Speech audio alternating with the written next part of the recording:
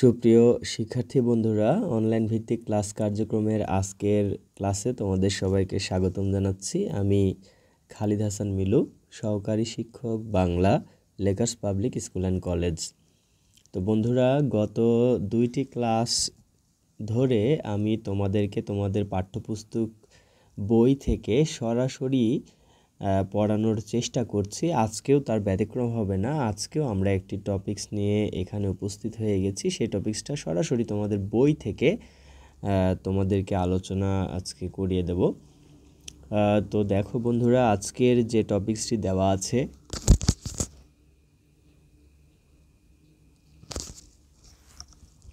এই টপিকসটি হচ্ছে বানান। তো বন্ধুরা, বানান নিয়ে এর আগে একটি ক্লাস হয়েছে, তো সেই ক্লাসের মর্ম একরকম ছিল। আজকের ক্লাসে আমরা অন্যরকমভাবে আর কি টপিকসটিকে একটু পড়ার চেষ্টা করব। যদিও বা অনলাইন ক্লাসে আমাদের 10 মিনিট, 5 মিনিট বা 15 মিনিট সময়ে আমাদের জন্য যথেষ্ট হয় না, সে কারণেই আর কি এই নতুনভাবে আবার চেষ্টা করা হচ্ছে সেই যে কঠিন টপিকসগুলো আছে তার ভেতর থেকে তোমাদের ষষ্ঠ শ্রেণীর এই যে টপিকসটা আরও একবার আলোচনা করার জন্য।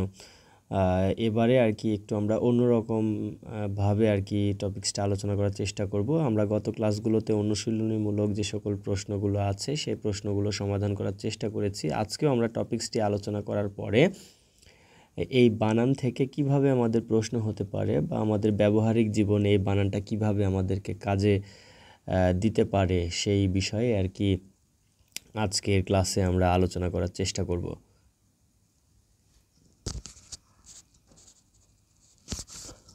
তো বন্ধুরা, তোমরা একটু লক্ষ্য করলে দেখতে পারবে যে হচ্ছে তোমরা ষষ্ঠ শ্রেণীতে যখন হচ্ছে শুধুমাত্র বাংলার ক্ষেত্রে নয়, ইংরেজি বাদে বাদবাকি যতগুলো বই তোমরা পড়ে থাকো, এই সমস্ত বইগুলো পড়ার সময়ই বা হচ্ছে সে সকল বিষয়ে যখন আমরা লিখতে যাই, তাহলে লিখতে যাওয়ার সময় কিন্তু আমাদের বাংলা বানানের কথা সব থেকে বেশি মনে পড়ে। এবং বানান যদি আমরা ভুল করি তাহলে কিন্তু আমাদের পরীক্ষায় প্রচুর পরিমাণে নম্বর কাটা যায়।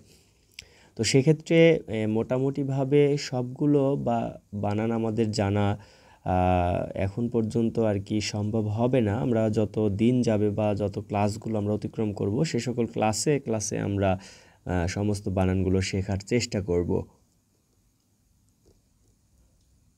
তো তোমাদের ষষ্ঠ শ্রেণীতে আজকের ক্লাসের মাধ্যম দিয়ে আমরা স্বভাবতই যে সকল বানানগুলো ভুল করে থাকি সেই বানানগুলো নিয়ে আর কি আজকের আলোচনা হবে। তো সবার আগে আমাদেরকে জেনে নিতে হবে যে বানানটা কি। আমরা তো ব্যবহারটা জানি, কিন্তু সেগুলোর সংজ্ঞাগুলো জানি না। সেই বিষয়গুলো সম্পর্কে সামান্য একটু ধারণা তোমাদেরকে দেওয়ার চেষ্টা করছি।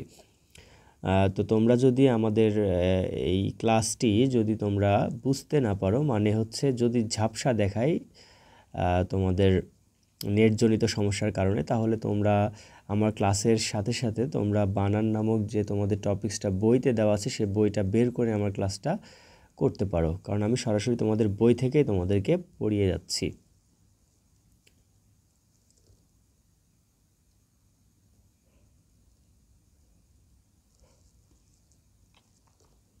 এই জায়গায় প্রথম লাইনটির দিকে যদি একটু লক্ষ্য করো তাহলে দেখতে পাবে যে বানান বলতে বোঝায় বর্ণন বা বর্ণনা করা।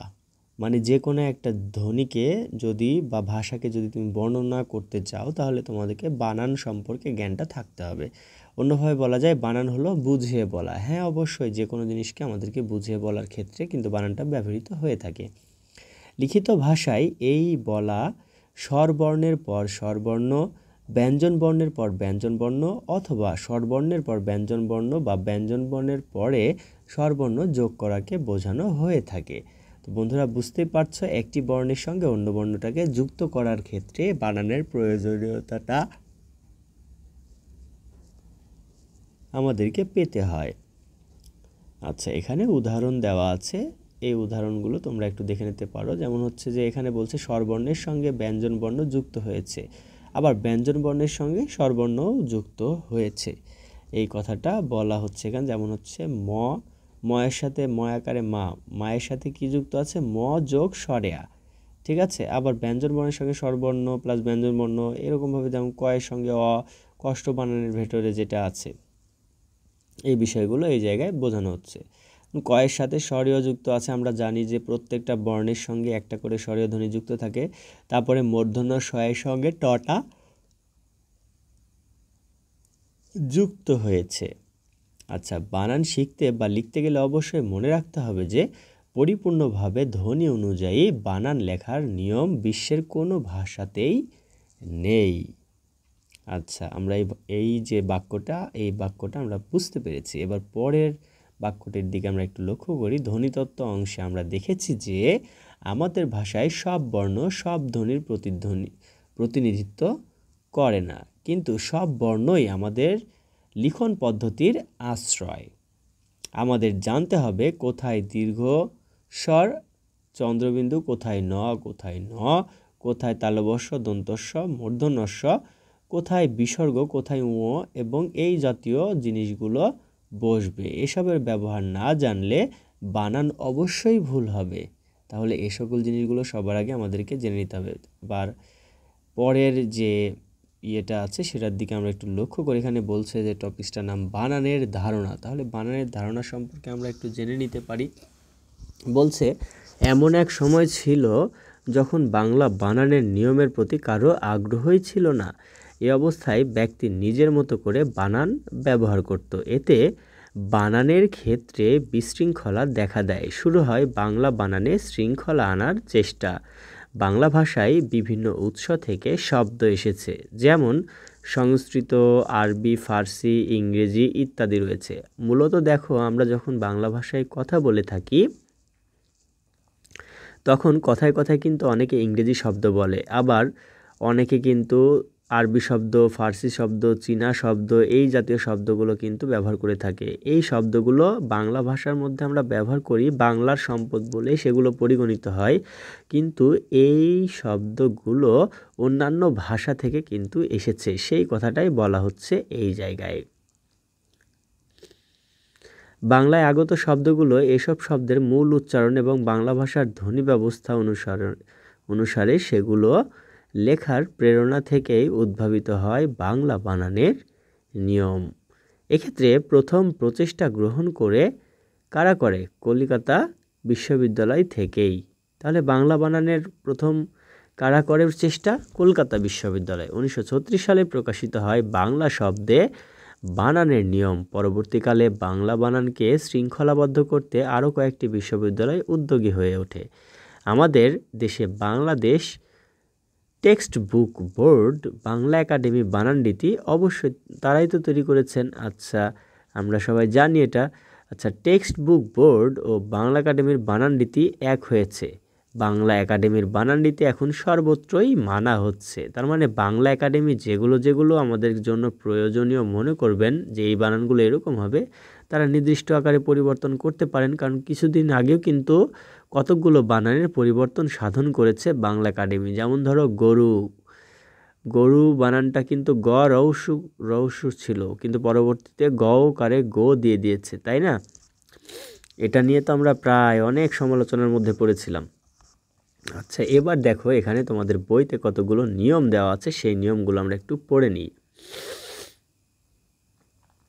আচ্ছা, 1 নম্বর নিয়মটা কি দেওয়া আছে? বলছে বিদেশি শব্দের। তাহলে বিদেশি শব্দগুলো বলতে আমরা কোনগুলোকে বলছি? কিছুক্ষণ আগে আমি সেটা বলেছি। বলছে ইংরেজি, আরবি, ফার্সি ও অন্যান্য ভাষার শব্দ যেগুলো বাংলা ভাষার নিজস্ব সম্পত্তি নয়, কিন্তু সম্পত্তি এখন হয়ে গেছে। সেই অন্যান্য ভাষার শব্দগুলো বানানে সব সময়ই রস্বইকার হবে। যেমন জাফরানি, মিশনারি, ফিরিস্তি, উর্দি, বনেদি এগুলো কিন্তু বাংলা ভাষার সম্পত্তি নয়। আবার আমি যদি বলি হচ্ছে জানুয়ারি, ফেব্রুয়ারি, তাহলে জানুয়ারি, ফেব্রুয়ারি বানানেও কিন্তু কি হবে? রস্বইকার হবে, দীর্ঘইকার হবে না, কারণ জানুয়ারি, ফেব্রুয়ারি এগুলো কি ইংরেজি ভাষার শব্দ।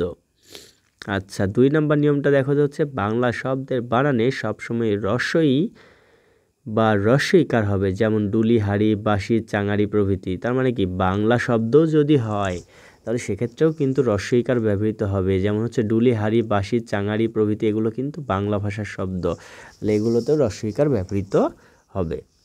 আচ্ছা, 3 নম্বর বলছে ভাষা ও জাতিবাচক শব্দের শেষে রস্বইকার হবে। তাহলে ভাষা এবং জাতিবাচকতা বোঝাইতে কি হবে?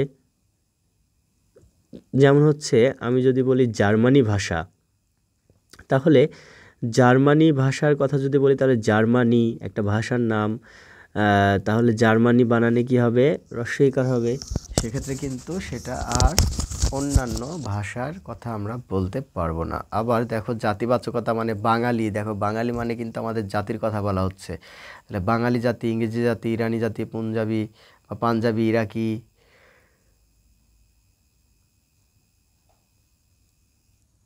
4 নম্বর নিয়মটার দিকে একটু ফলো করলে আমরা দেখতে পাবো যে ইংরেজি শব্দে এ উচ্চারণ যেখানে এ সেখানে এর জন্য এ, এবং এস এর উচ্চারণ যেখানে দন্তমূলীয় দন্ত স সেখানে এস এর জন্য দন্ত স, সেখানে যেখানে তালব্য এর জন্য এস এইচ এবং এস টি এর জন্য দন্ত শয়টাই হবে। যেমন অ্যাডভোকেট, এখানে এ এর মতো উচ্চারণ হয়েছে সে কারণে এ এ উচ্চারণ হয়, সেখানে অ্যাডভোকেট এরকম ধরনের লিখতে হবে। অ্যাটর্নি, বাস, সুগার, আর্টিস্ট, তারপরে হচ্ছে স্টেশন, স্টোর, এই জাতীয় শব্দ যেগুলো আছে এই শব্দগুলোর ক্ষেত্রে কি হবে? দন্ত স ব্যবহৃত হবে। মূল কথা তোমাদেরকে আমি বলে দিই যে ইংরেজি শব্দ যেগুলো আছে ইংরেজি শব্দগুলো লেখার সময় সবসময় আমাদেরকে দন্ত স ব্যবহার করতে হবে। আচ্ছা, 5 নম্বর দেখো, সংস্কৃত বা তৎসম শব্দের র এর পরে মূর্ধন্য ন হবে। যেমন চরণ, করণ, রণ, দেখছো না? এই সকল মানে সংস্কৃত বা তৎসম ভাষা থেকে যে সকল শব্দগুলো আমাদের বাংলা ভাষায় আগত হয়েছে এই সকল শব্দে র এর পরে সবসময় মূর্ধন্য ন ব্যবহার করতে হয়। আবার রি র মূর্ধন্য স এর পরে কিন্তু আবার মূর্ধন্য স ব্যবহার করতে হয়। বাংলা শব্দের র এর পরে কি হবে? দন্ত ন হবে। সেক্ষেত্রে কিন্তু আবার মূর্ধন্য ন হবে না। আমরা কি পড়েছি? আমরা পড়েছি র এর পরে কি হবে? মূর্ধন্য ন হবে। কিন্তু বাংলা শব্দ যদি হয় তাহলে বাংলা শব্দের ক্ষেত্রে কিন্তু আবার মূর্ধন্য ন হবে না, দন্ত ন হবে। আচ্ছা, এবার আমরা অনুশীলনীমূলক প্রশ্ন যেগুলো আছে সেগুলো, বানান বলতে কি বোঝায়? দেখো বানান বলতে এখানে কি বোঝায়, এটা কিন্তু সবার শুরুতেই তোমরা পড়ে এসেছো। দেখো একদম শুরুতে যদি আমরা যাই, বলছে বানান বলতে বোঝায় বর্ণন বা বর্ণনা করা। তাহলে 1 নম্বর প্রশ্নের উত্তরটা কি হবে? বর্ণন বা বর্ণনা করা, দুটোই কিন্তু কি হবে? উত্তর হবে। এক্ষেত্রে আমরা ক নম্বর প্রশ্নের উত্তরটা নেব। যদি কোনো একটা প্রশ্নের উত্তর খুঁজতে গিয়ে তুমি 2টা অপশনে একই প্রশ্ন পাও তাহলে প্রথমে যেটা থাকবে সেটা নিবে, ঠিক আছে? আচ্ছা, 2 নম্বর প্রশ্নটার দিকে একটু খেয়াল করো। পরিপূর্ণভাবে ধ্বনি অনুযায়ী কোন নিয়ম বিশ্বের কোনো ভাষাতেই নেই? এটা কোন নিয়ম নেই বিশ্বের কোনো ভাষাতেই? দেখো শুরুতেই তোমরা এটা পড়ে এসেছো, কিছুক্ষণ আগেই তোমরা পড়ে এসেছো, তাই না?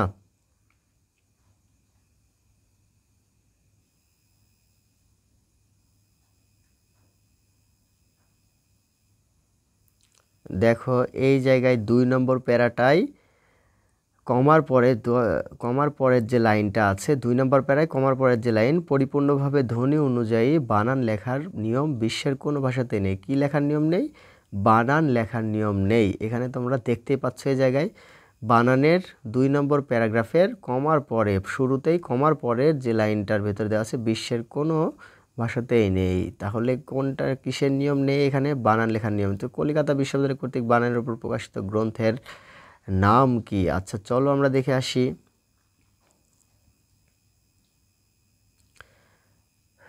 দেখো এই জায়গায় লেখা আছে 1936 সালে প্রকাশিত হয় বাংলা শব্দের বানানের নিয়ম। তাহলে বাংলা শব্দের বানানের নিয়ম, এটা হবে আমাদের উত্তর। বাংলা শব্দের বানানের নিয়ম, এই যে দেখো কোনটা? বাংলা শব্দের বানানের নিয়ম, বাংলা কোনটা হবে? ক নম্বর, বাংলা।